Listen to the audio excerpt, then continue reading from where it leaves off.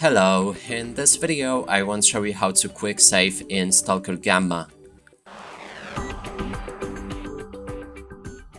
And to do this, first you will need to approach the campfire and then make sure that it's burning. You can then click on a Shift and F5 by default to perform a quick save.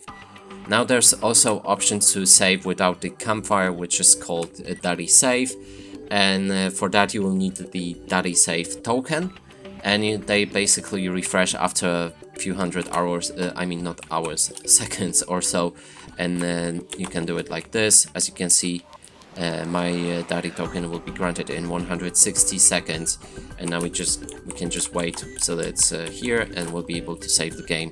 And that's it for this video. Hope you like it. Please consider subscribing to our channel, leave a like and a comment below.